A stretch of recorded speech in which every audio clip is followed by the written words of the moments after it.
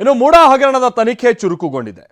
300 ಕೋಟಿ ಮೌಲ್ಯದ 142 ಸೈಟ್ಗಳನ್ನು ಜಪ್ತಿ ಮಾಡಿಕೊಂಡಿರುವಂತ ಇಡಿ ಅಧಿಕಾರಿಗಳು ಮುಖ್ಯಮಂತ್ರಿಗಳಿಗೆ ನೋಟಿಸ್ ಅನ್ನು ಕೊಡೋದಕ್ಕೆ ಸಿದ್ಧತೆ ನಡೆಸ್ತಾ ಇದೆ ಅನ್ನುವಂಥದ್ದು ಗೊತ್ತಾಗ್ತದೆ. ಬೇನಾಮಿ ಹೆಸರಲ್ಲಿ 100 ಸೈಟ್ಗಳನ್ನು ಲೂಟಿ ಹೊಡೆದಿರುವಂತ ವಿಚಾರ ಕೂಡ ಹೊರಬರ್ತಾ ಇದೆ. ಬನ್ನಿ ಇದಕ್ಕೆ ಸಂಬಂಧಪಟ್ಟಾಗಿನ ರಿಪೋರ್ಟ್ ನೋಡ್ಕೊಂಬರೋಣ.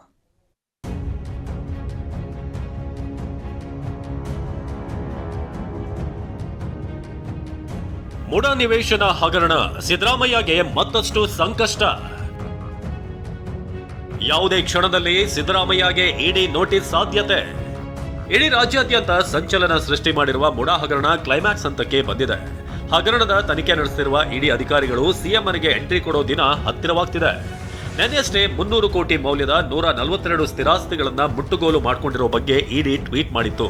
ತನಿಖಾ ಪ್ರಗತಿಯ ಬಗ್ಗೆ ಮಾಹಿತಿ ಹಂಚಿಕೊಂಡಿತ್ತು. ಸಿಎಂ ಸಿದ್ದರಾಮಯ್ಯ ವಿರುದ್ಧದ ಪ್ರಕರಣಕ್ಕೆ ಸಂಬಂಧಪಟ್ಟಂತೆ ರಿಯಲ್ ಎಸ್ಟೇಟ್ ಉದ್ಯಮಿ ಮತ್ತು ಏಜೆಂಟ್ಗಳಾಗಿ ಕೆಲಸ ಮಾಡುತ್ತಿರುವ ವಿವಿಧ ವ್ಯಕ್ತಿಗಳಿಗೆ ಸೇರಿದ ಆಸ್ತಿಯನ್ನ ಜಪ್ತಿ ಮಾಡಿದೆ ಅಂತ ಮಾಹಿತಿ ನೀಡಿತ್ತು.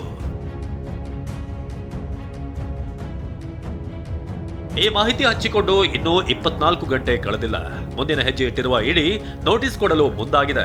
ಮುಡಾ ಹಗರಣದ A1 ಸಿದ್ದರಾಮಯ್ಯ ಹಾಗೂ A2 ಸಿದ್ದರಾಮಯ್ಯ ಪತ್ನಿ ಪಾರ್ವತಿ ಅವರಿಗೆ ನೋಟಿಸ್ ನೀಡುವ ಸಾಧ್ಯತೆ ಇದೆ.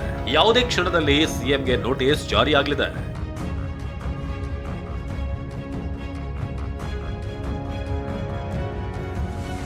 ಕೆಲ ರಿಯಲ್ ಎಸ್ಟೇಟ್ ವ್ಯಕ್ತಿಗಳಿಗೆ ಸಂಬಂಧಪಟ್ಟ ಆಸ್ತಿಯನ್ನ ಇಡಿ ಮುಟ್ಟುಗೋಲು ಹಾಕಿಕೊಂಡಿದೆ.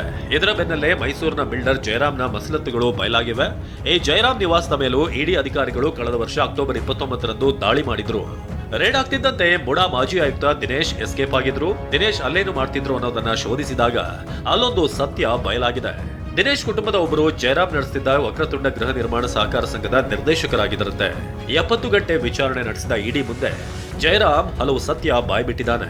ದಿನೇಶ್ ಹೆಸರಿಗೆ ಬೇನಾಮಿ ಆಸ್ತಿ ಮಾಡಿಕೊಟ್ಟಿರೋದಾಗಿ ಇಡಿ ಮುಂದೆ ಹೇಳಿದ್ದಾನೆ. ಜಯರಾಮ್ ಬಾಯ್ಬಿಟ್ಟ ಎಲ್ಲ ಸತ್ಯ ಇಡಿ ಡೈರಿಯಲ್ಲಿ ನಮೂದಾಗಿದೆ. ಇಡಿ ಬರೆದುಕೊಂಡ ಡೈರಿಯ ಎಕ್ಸ್ಕ್ಲೂಸಿವ್ ದೃಶ್ಯ TV9ಗೆ ಲಭ್ಯವಾಗಿದೆ.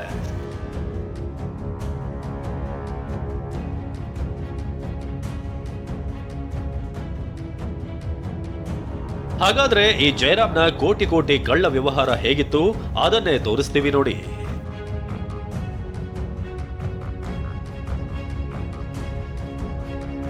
ಕೋಟಿ ಕೋಟಿ ಕಳ್ಳ ವ್ಯವಹಾರಕ್ಕೆ ಇದೇ ಜಯರಾಮ್ ಕೋಕೋನಟ್ ಅನ್ನೋ ಕೋಡ್ ವರ್ಡ್ ಅನ್ನು ಇಟ್ಟಿದ್ದ. ಈ ವಿಚಾರವನ್ನ ವಿಚಾರಣೆ ವೇಳೆ ಬಾಯ್ಬಿಟ್ಟಿದ್ದಾನೆ. ಅಧಿಕಾರಿಗಳ ರಾಜಕಾರಣಿಗಳ ಜೊತೆ ಕೋಕೋನಟ್ ಎಂಬ ಕೋಡ್ ವರ್ಡ್ ಅನ್ನ ಬಳಸಿರೋದು ವಾಟ್ಸ್ಆಪ್ ಚಾಟ್ ನಲ್ಲಿ ಪತ್ತೆಯಾಗಿದೆ. ಕೋಕೋನಟ್ ಅಂದ್ರೆ ಏನು ಅಂತ ಇಡಿ ಅಧಿಕಾರಿಗಳು ಕೇಳಿದಾಗ ಶಾಕ್ ಆಗೋ ಅಂಶ ಹೊರಬಿದ್ದಿದೆ. 1 ಕೋಕೋನಟ್ ಅಂದ್ರೆ 1 ಲಕ್ಷ, 50 ಕೋಕೋನಟ್ ಅಂದ್ರೆ 50 ಲಕ್ಷ ಅಂತ ಜಯರಾಮ್ ಹೇಳಿದ್ದಾನೆ. ಹೀಗೆ ಕೆಲ ರಾಜಕಾರಣಿಗಳು ಅಧಿಕಾರಿಗಳ ಹೆಸರನ್ನ ಜಯರಾಮ್ ಹೇಳಿದ್ದು ಹಲವರಿಗೆ ನಡುಕ ಶುರುವಾಗಿದೆ.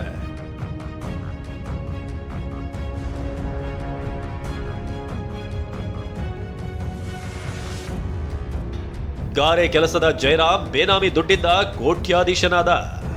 15 ವರ್ಷಗಳ ಹಿಂದೆ ಗಾರೆ ಕೆಲಸ ಮಾಡಿಕೊಂಡಿದ್ದ ಜಯರಾಮ್ ಬೇನಾಮಿ ಹೆಸರಲ್ಲಿ ಆಸ್ತಿ ಮಾಡಿ ಕೋಟ್ಯಾಧೀಶನಾಗಿದ್ದಾನೆ. ಮುಡಾ ಹಗರಣ 50-50 ಅನುಪಾತದಲ್ಲಿ ಜಯರಾಮ್ ದೊಡ್ಡ ಫಲಾನುಭವಿಯಾಗಿದ್ದ ಅನ್ನೋದು ಬಯಲಾಗಿದೆ.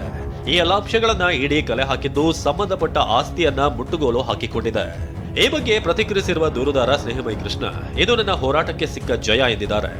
ಕೇವಲ ಸಿದ್ದರಾಮಯ್ಯ ಕುಟುಂಬಕ್ಕೆ ಸಂಬಂಧಪಟ್ಟ 14 ನಿವೇಶನ ಮಾತ್ರ ತನಿಖೆ ಮಾಡಿ ಅಂತ ನಾನು ಮನವಿ ಮಾಡ್ಕೊಂಡಿಲ್ಲ. ಅದನ್ನು ಉದಾಹರಣೆಗೆ ಇಟ್ಕೊಂಡು ಇದೇ ರೀತಿ ಹಲವಾರು ಪ್ರಭಾವಿ ವ್ಯಕ್ತಿಗಳು, ರಾಜಕಾರಣಿಗಳು ಅಕ್ರಮವಾಗಿ ನಿವೇಶನ ಪಡೆದಿದ್ದಾರೆ. ಇದ್ರ ಬಗ್ಗೆ ಸಮಗ್ರ ತನಿಖೆ ನಡೀಬೇಕು ಅಂದರೆ ನಾವು ಕೋರ್ಟಿಗೆ ಸಲ್ಲಿಸಿರ್ತಕ್ಕಂಥ ಅರ್ಜಿಲೂ ಕೂಡ ಹೇಳಿದ್ದೀವಿ. ಅದು ಮನವಿಯನ್ನು ಕೂಡ ಮಾಡ್ಕೊಂಡಿದ್ವಿ. ಅದೇ ರೀತಿಯಲ್ಲಿ ತನಿಖೆ ನಡೆದು ಈ ಥರ ಎಲ್ಲ 50-50 ಅನುಪಾತದಲ್ಲಿ ಏನೇನು ಅಕ್ರಮ ನಿವೇಶಗಳು ಎಲ್ಲರ ಬಗ್ಗೆ ಕೂಡ ಸಮಗ್ರ ತನಿಖೆಯನ್ನು ಇಡಿ ನಡೆಸ್ತಾರೆ. ಲೋಕಾಯುಕ್ತರು ಕೂಡ ಅದು ನಡೆಸಬೇಕು. ಆದರೆ ಅವರು ಅದ್ರ ಬಗ್ಗೆ ಅಷ್ಟು ಆಸಕ್ತಿ ತೋರಿಸ್ತಾ ಇರೋದ್ರೆ ನಾವು ಈ ಪ್ರಕರಣವನ್ನು ಸಿಬಿಐಗೆ ಕೊಡಬೇಕು ಅಂತೇಳಿ ಮನವಿಯನ್ನು ಮಾಡ್ಕೊಂಡಿರುತ್ತದೆ. ಇಡೀ ಆಸ್ತಿ ಮುಟ್ಟುಗೋಲು ಬಗ್ಗೆ ಟ್ವೀಟ್ ಮಾಡ್ತಿದ್ದಂತೆ ಬಿಜೆಪಿ ನಾಯಕರು ಫೀಲ್ಡ್ಗಿಳಿದಿದ್ದಾರೆ. ಸಿಎಂ ರಾಜೀನಾಮೆ ಕೊಡಬೇಕು ಅಂತ ಒತ್ತಾಯಿಸಿದ್ದಾರೆ. ಸಿಬಿಐ ತನಿಖೆಗೆ ಒತ್ತಾಯಿಸಿದ್ದಾರೆ. ಅಂದರೆ ಅವರು ಕ್ಲೀನ್ ಚಿಟ್ ಕೊಡೋಕ್ಕೆ ತಯಾರಿ ಮಾಡ್ಕೊಂಡಂಗೆ ಕಾಣಿಸ್ತಾ ಇದೆ ಲೋಕಾಯುಕ್ತ ಪೊಲೀಸರು. ಇಷ್ಟೊತ್ತಿಗೆ ತನಿಖೆ ಆಗಿದ್ರೆ ಇವೆಲ್ಲ ಇಡಿಯವರು ಸೀಸ್ ಮಾಡ್ತಾ ಇರೋದು. ಇದೇ ಯಾಕೆ ಲೋಕಾಯುಕ್ತ ಮಾಡಿಲ್ಲ? ಮುಖ್ಯಮಂತ್ರಿಗಳು ತಮ್ಮ ಕುಟುಂಬಕ್ಕೆ ಅಕ್ರಮವಾಗಿ 14 ನಿವೇಶನಗಳನ್ನು ಪಡೆದುಕೊಂಡಿದ್ದಾರೆ. ರಿಯಲ್ ಎಸ್ಟೇಟ್ ಉದ್ಯಮಿಗಳಿಗೆ, ದಲ್ಲಾಳಿಗಳಿಗೆ ಸಿದ್ದರಾಮಯ್ಯ ನೇತೃತ್ವದ ಕಾಂಗ್ರೆಸ್ ಸರ್ಕಾರ ನೀಡಿರ್ತಕ್ಕಂಥದ್ದು ಸ್ಪಷ್ಟವಾಗಿದೆ. ಇದರಿಂದ ಸಾವಿರಾರು ಕೋಟಿ ಸರ್ಕಾರಕ್ಕೆ ಮೂಡಾಕಿ ಇವತ್ತು ನಷ್ಟ ಆಗಿರ್ತಕ್ಕಂಥದ್ದು ಮತ್ತೊಮ್ಮೆ ರುಜುವಾತಾಗಿದೆ. ಇತಿಹಾಸ ಇರುವಂಥದ್ದು ಸಂಸ್ಥೆ ಮೂಡ ಅಂಥ ಸಂಸ್ಥೆಯಲ್ಲಿ ಒಂದು ಹಗರಣ ನಡೆದಿರೋ ಕಾರಣಕ್ಕಾಗಿ ಅವರು ತಮ್ಮ ರಾಜೀನಾಮೆ ಕೊಟ್ಟು ಒಂದು ಫ್ರೀ ಆಗಿರುವಂಥದ್ದು, ಅವ್ರದ್ದು ಪ್ರಭಾವ ಇಲ್ಲದೆ ಇರುವಂಥದ್ದು ಒಂದು ಸಂಸ್ಥೆ ಮೂಲಕ ಇದು ತನಿಖೆ ಆಗಬೇಕಾಗಿ ನಾವು ಅಂದಿನ ಕಾಲದಲ್ಲಿ ಆಗ್ರಹಿಸ್ತಾ ಬಂದಿದ್ದೀವಿ. ಸಿದ್ದರಾಮಯ್ಯ ವಿರುದ್ಧ ರಾಜಕೀಯ ಪಿತೂರಿ ಎಂದ ಡಿಸಿಎಂ. ಮುಡಾ ಸೈಟ್ ಮುಟ್ಟುಗೋಲು ವಿಚಾರವಾಗಿ ಪ್ರತಿಕ್ರಿಯಿಸಿದ ಡಿಸಿಎಂ ಡಿಕೆ ಇದು ಸಿದ್ದರಾಮಯ್ಯ ವಿರುದ್ಧ ರಾಜಕೀಯವಾಗಿ ನಡೆದ ಪಿತೂರಿ ಎಂದಿದ್ದಾರೆ. ಇನ್ನು ಮುಡಾದಲ್ಲೂ ಬಿಜೆಪಿ ಜೆಡಿಎಸ್ನವರು ಸದಸ್ಯರಾಗಿದ್ದಾರಲ್ವಾ, ಹೀಗಂತ ಪ್ರಿಯಾಂಕ್ ಖರ್ಗೆ ಪ್ರಶ್ನೆ ಮಾಡಿದ್ದಾರೆ. ಇದು ನಮ್ಮ ರಾಜಕೀಯವಾಗಿ ಪಿತೂರಿ, ಮುಖ್ಯಮಂತ್ರಿಗಳ ಮೇಲೆ ಅವರ ಕುಟುಂಬದ ಮೇಲೆ ರಾಜಕೀಯವಾದಂಥ ಪಿತೂರಿ. ಪಾಪ ಹೆಣ್ಮಗಳಾಗಲಿ ಮುಖ್ಯಮಂತ್ರಿಗಳಾಗಲಿ ಯಾವ ಪಾತ್ರ ಇಲ್ಲ.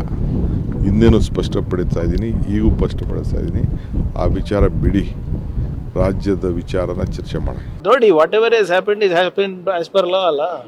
ಏನಾದರೂ ಇಲ್ಲಿಗಲ್ ಆಗಿದ್ರೆ ಅವರು ಮೆಂಬರ್ಸ್ ಇದ್ರಲ್ಲ, ಇವರೇ ಬಿಜೆಪಿ ಅವ್ರ ಮೆಂಬರ್ಸ್ ಇದ್ರು, JDS ಅವ್ರ ಮೆಂಬರ್ಸ್ ಇದ್ರು. ಅವ್ರ ಕಾಲದಲ್ಲಿ ಏನಾಗಿದೆ, ನಮ್ಮ ಕಾಲದಲ್ಲಿ ಏನಾಗಿದೆ ಪಬ್ಲಿಕ್ಕಿಗೆ ಗೊತ್ತಾಗ್ಲಿ. ಕೆಲ ದಿನಗಳಿಂದ ಸೈಲೆಂಟ್ ಆಗಿದ್ದ ಮುಡಾ ಕೇಸ್ ಮತ್ತೆ ಮುನ್ನೆಲೆಗೆ ಬಂದಿದೆ. ಇಡಿ ಹಂಚಿಕೊಂಡ ಮಾಹಿತಿ ರಾಜ್ಯದಲ್ಲಿ ಸಂಚಲನ ಸೃಷ್ಟಿಸಿದೆ. Bureau report, TV9.